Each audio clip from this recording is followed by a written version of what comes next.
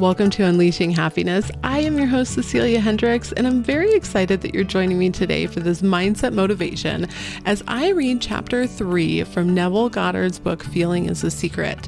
This chapter is on prayer, and we're going to talk about how you can use prayer to direct your thoughts and to make sure that you're directing your thoughts, your beliefs, your attention, and your behavior onto the things that you actually want, and how you can quiet your mind and block out the senses without completely trying to deny the way that you feel and create a mental battlefield, which is definitely always our goal. We are always working to avoid toxic positivity. So join me as I read Neville Goddard's Feeling is the Secret.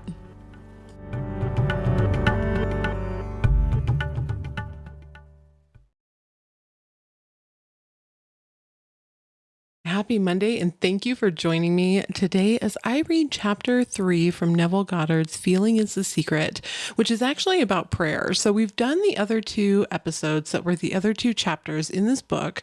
This is probably one of Neville Goddard's most maybe famous books, or the ones that is recommended to somebody who is new to his teachings. This is a really good starter book, even though the message can still be a little bit confusing, especially when you're first getting started out. And I think a lot of times his teaching online gets switched up a bit from my understanding of it. So this is definitely me reading from the book and then giving my kind of take and understanding of the chapters itself and how to incorporate this into your life. And that's really the key here, is that anything of these teachings that you're learning, that you take them and that you actually start to build them into your life. So instead of just listening, you definitely want to find out the ways and figure out the ways that you can get this to work in your own life so that you can start to really live the life that you want and direct your thoughts in the direction that you want to go, and really shift your behaviors to be aligned more with the type of person that you want to be. And that's not a forceful shift of behaviors. It'll naturally happen as you start to change your identity and see yourself differently. Somebody who is running a very successful business is going to see themselves differently, see their identity differently, and just behave differently than someone who feels like they are stuck in a dead-end job that they can't see their way out of. So I'll go ahead and jump right in. Prayer, like sleep, is also an entrance into the subconscious. When you pray, enter into your closet, and when you shut your door, pray to your Father, which is in secret, and your Father, which is in secret, shall reward you openly. Prayer is an illusion of sleep which diminishes the impression of the outer world and renders the mind more receptive to suggestion from within. The mind in prayer is in a state of relaxation and receptive, akin to the feeling attained just before dropping off to sleep. Prayer is not so much what you ask for as how you prepare for its reception. Whatsoever things ye desire, when ye pray, believe that you have received them, and you shall receive them. The only condition required is that you believe that your prayers are already realized. Your prayer must be answered if you assume the feeling that would be yours were you already in possession of your objective. The moment you accept the wish as an accomplished fact, the subconscious finds means for its realization. To pray successfully, then, you must yield to the wish, that is, feel the wish fulfilled. The perfectly disciplined man is always in tune with the wish as an accomplished fact. And this is where I want to stop here as we're going through this chapter. So what Neville is saying here is that prayer is essentially, the way that I see it, meditation. So you are quieting your mind and you're going into secret of only where you're placing your thoughts. You are feeling as if you are already that person. You have the objective. You have the thing that you want right now. You're not faking a feeling so that you can have some external event in your future. You are becoming in tune with yourself now and having faith in something that's not currently seen. So if you had absolute faith that once you felt something, or that you had a desire and that you were able to obtain that creation is finished and you're essentially just choosing what it is that you would like to experience, when you have a solid faith in the belief that God will then provide, or the universe will then provide, or source, or whichever word you're most comfortable using and really connects with you, is going to provide, because you are now, whether you want to call it an alignment, on the same vibration, you're attracting or assuming this thing into your life.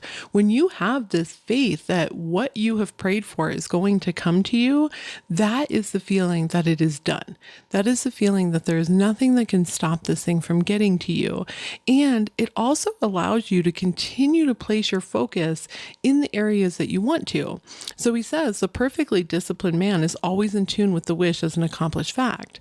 Well, as soon as you have this desire and you say, yes, this is what I want, this is where I want my attention to be, if you're able to sustain that feeling and you have faith in not just the things that you're doing, but in yourself, in the fact that you're able to feel this and to bring it into you, and you're able to start to see your shifts in your behaviors, in your habits, in your routines to be aligned with this person, you have faith in this thing happening.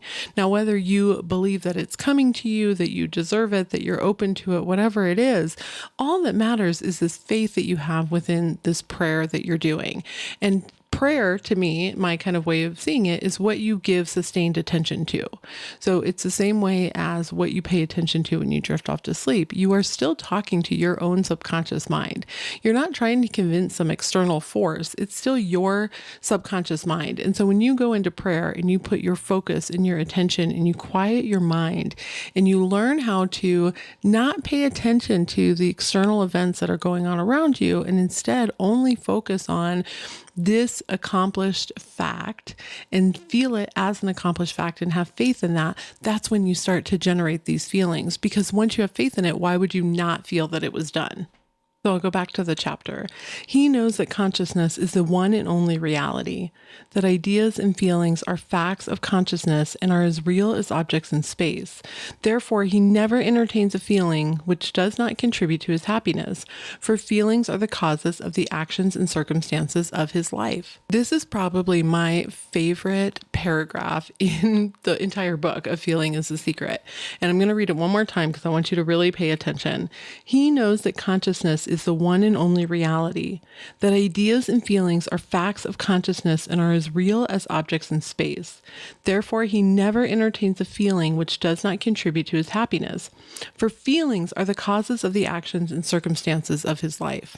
Now, I do think these are the type of paragraphs that create a little bit of a toxic positivity belief or a need to always be happy and in a good mood because, as he puts in his book, he never entertains a feeling which does not contribute to his happiness. But I want to point out that he's not saying he never has a feeling. He doesn't entertain them. So the point is learning how to decide what thoughts you're going to give your attention to. Which ones are you going to continue to entertain? I see plenty of very successful business owners or people who are very deeply in love and feel like their spouse or their partner really loves them that still have moments of doubt, but those are not actually the areas that they dwell in. There's still people who are very successful that at times feel imposter syndrome, or they feel like they're not on the right track, or they feel like they're not doing it right, or they don't know enough, or they're not creative enough. There's people who are in relationships that sometimes have mornings that they don't feel great and they question if their partner is still attracted to them or still wants them, but they don't continuously entertain these thoughts. These are thoughts that they have learned how to say, do I believe this? Do I want to dwell here? Do I want to continue down this thought? Because the more that I continue it, the more it can become a belief. You can continually repeat something and go back to it over and over and over, and then make it more real and more solidified in your brain because you return to it. Then your mind is going to start to give you the bias to say, yes, you're right. Here's confirmation bias.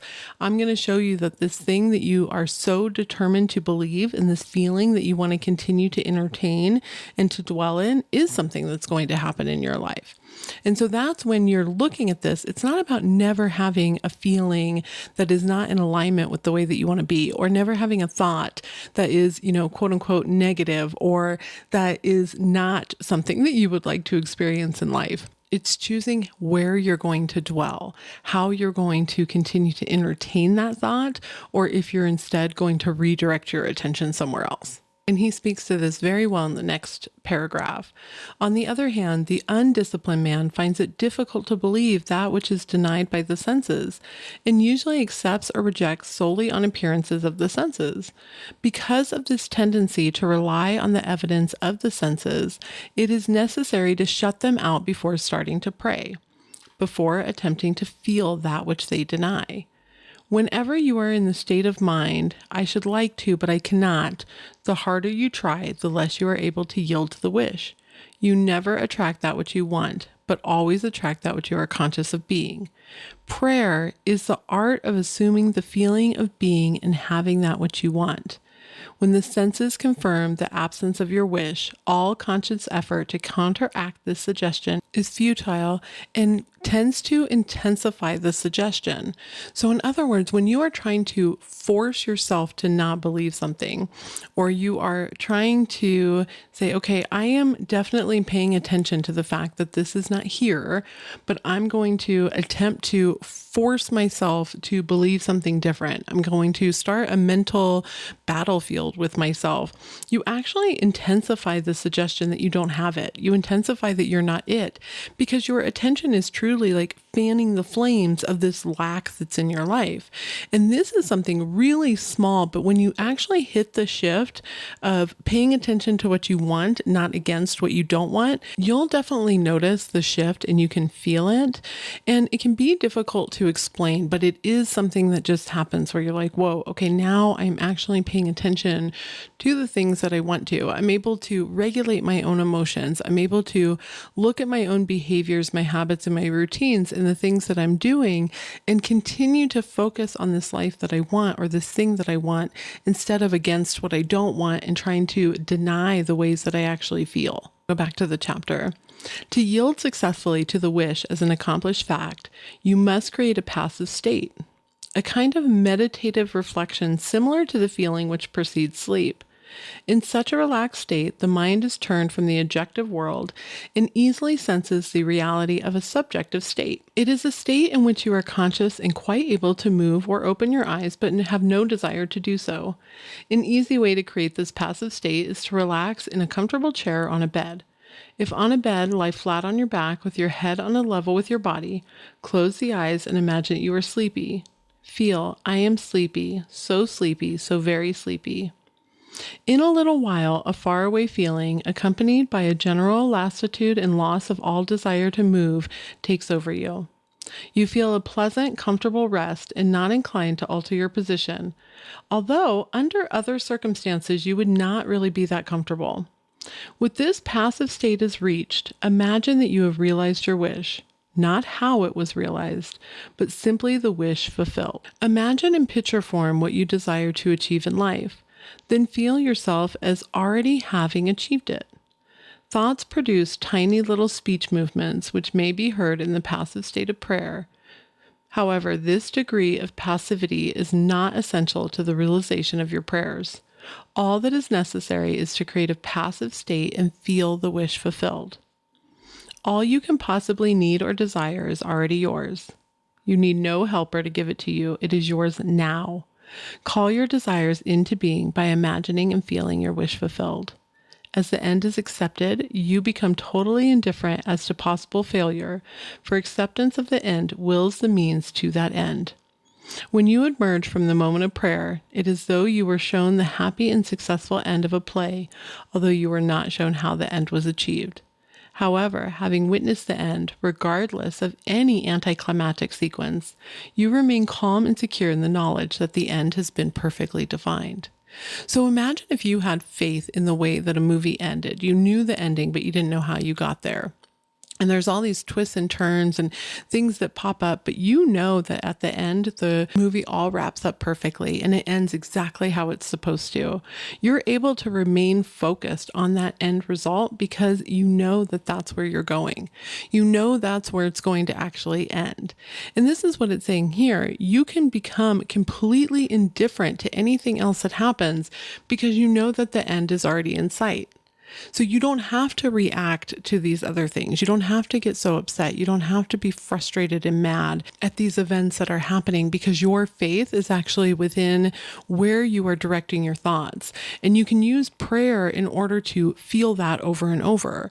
And so essentially prayer is going into a meditative state, relaxing your body and closing out the external world, closing out these external events that are taking your attention away from the actual desired outcome. And when you are focused on the desired outcome and you have a faith in that outcome and the way that it feels and the way that it's going to be for you, then you essentially start to have behaviors and habits and routines and beliefs in your own identity that shape to this new desired outcome. So when you have an outcome that you know is going to happen, you just have faith in it, you know that you are getting to this end. You see how your movie is going to play out. You don't have to be concerned about the other things that happen, and your behaviors are not going to be in opposition of those. And that's why I'm always promoting that you take a look at your own beliefs and the way that you behave and the routines that you maintain, because those reactions, your behaviors, your routines, your habits, the things that you're doing each day are actually going to tell you where you're sitting and where you're dwelling.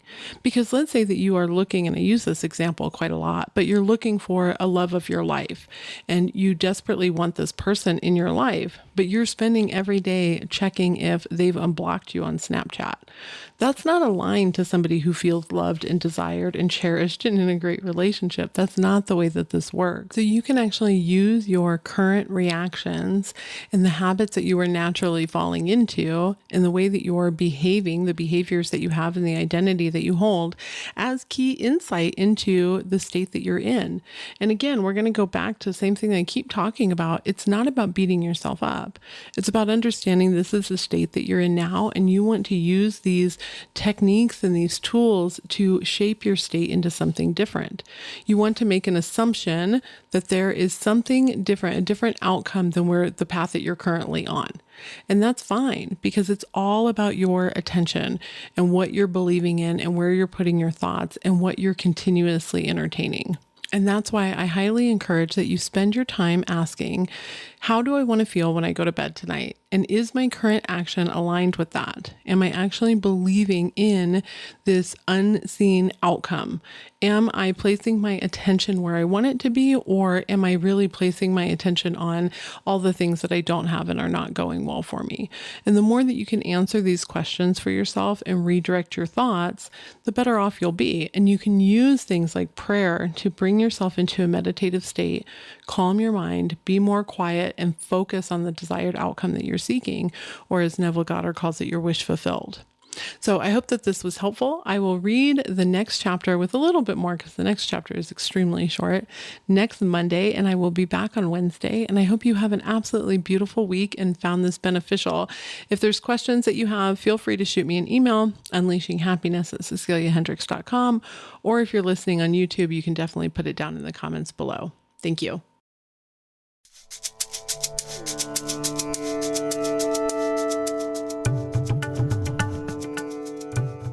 Thank you so much again for joining me today. If you enjoyed this episode, definitely please share it out with your network. That is truly one of the best compliments that you can give me.